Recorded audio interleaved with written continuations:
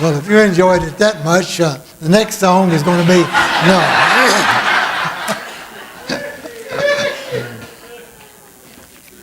I always wished I could sing, but it never did happen. But something did get a hold of me. Praise the Lord. I mean, it really did. It wasn't something, it was somebody that got a hold of me. But I bet Ira and Charlie Leuven's turning over in their grave by now. And, well, y'all pray for me. After singing now, I just don't know if I can preach or not. Good to have Brother and Sister Neil with us, all the way over in Fleming County. Put your hand over your heart when you say that. My old hometown. Good to have you back. Last Sunday you come back, and I got kin folks sitting on the back seat. Praise the Lord. Good to see you all again. I'm glad to have you here. And Psalms. I used to call that Palms when I first got saved, I think, because I didn't know anything about the Bible. Called Job Job, and I don't know. You know, Good Samaritans, I call them Samaritans. You know, you got to live and learn, you know. You know, I'm so honored. I never thought I would ever get to preach to a doctor and a mayor. See, because I thought there's always big people, you know, a little country boy like me. But we got Mayor Eddie over here, Mayor of Dover, the White Cliffs of Dover. We got Dr. Rhonda back here. And then, of course, you got me, Country Hick. So, that's a good mixture, isn't it? The Lord loves us all, don't he? Yea, though I walk through the valley of death. I'll tell you where it was going to be. 23rd. They're ahead of me. I'm going to read all of it. Yea, though I walk through the valley of death, the valley of the shadow of death, I will fear no evil, for thou art with me. Thy rod and thy staff, they comfort me.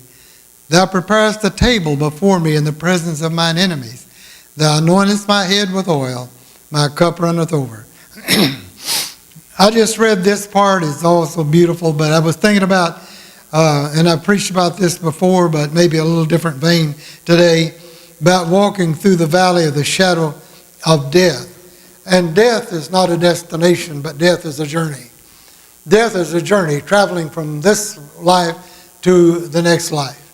And it's going to be a beautiful journey for those who know Jesus Christ. I remember back being in the room when Gary's sister Joyce passed away.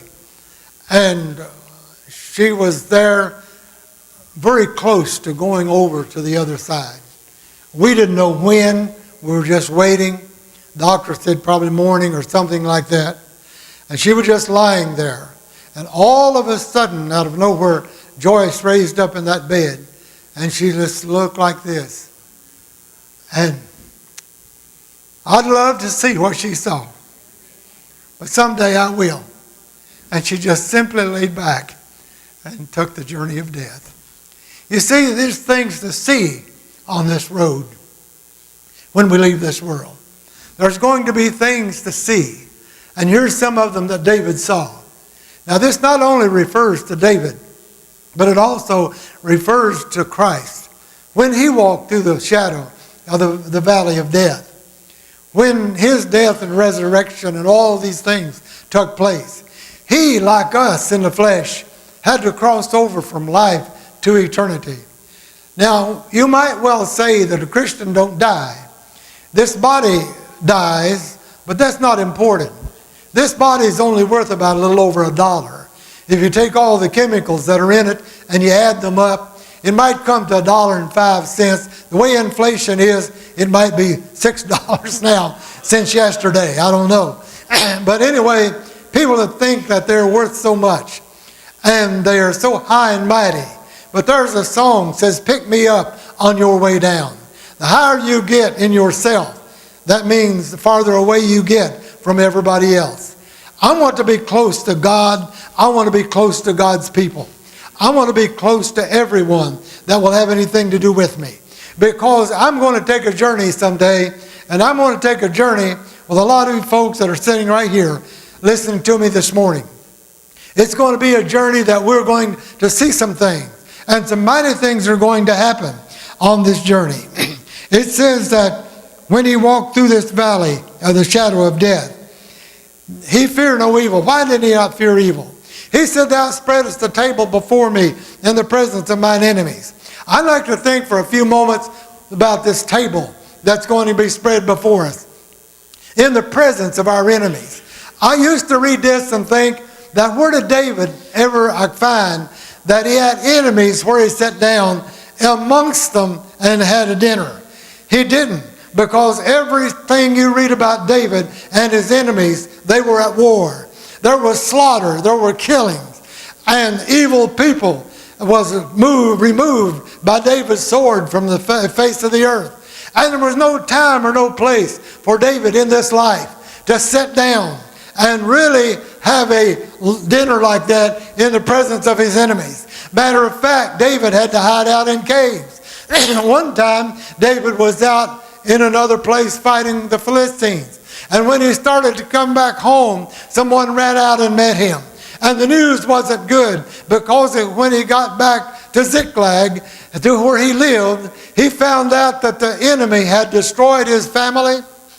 In other words, they'd taken him all away, took his wife, his children, everything that was dear to him. Now you see, that's a sign of what death does. It takes us away from everything that's here on earth. So don't get too in love with this earth, because you're not going to be here that long. Don't be so much in love with the material things of life, because you're not going to be here that long. And in the midst of all the enjoyment that you have in life, you barely have time to sit down and eat. And then, of course, there's another thing. When the enemies that surround you in your life, you don't have time to sit down in the midst of them and eat. And besides that, most of them wouldn't sit down with you anyway. They're probably carrying a gun for you, a knife or a lie or something that they're going to destroy you with. If they can't destroy you with physically, they destroy you with their tongue. They will somehow hurt you every way they possibly can. You've got enemies today that would rather stand on climb a tree and tell a lie on you than to stand on the ground and tell the truth about you. You've got those kind of enemies. You say, well, preacher, I don't know about them. You don't know about them, but the devil knows them. And he knows how to equip them with the weapons that will destroy you, because they're your enemy. But think about that day when we walk through this valley of shadow of death. When all things, it gets dark and gets dim in this world, and it's fading out of sight. Thank God there's another light that's on the other side. There is a light that takes us out and sets us free from the bondage of all this world has had us in. Now, some folks may not know it, but I got to tell you something to you this morning. I want to tell you this morning that I'm a rich man. A lot of people don't know that. And I'm laid up for my retirement. When I retire and when I quit preaching, I'm going to have enough to keep me forever. I don't have to worry about what I'm going to eat. I'm not going to have to worry about a place to stay, because I have got gold that a lot of people don't know anything about. I've got streets that I'm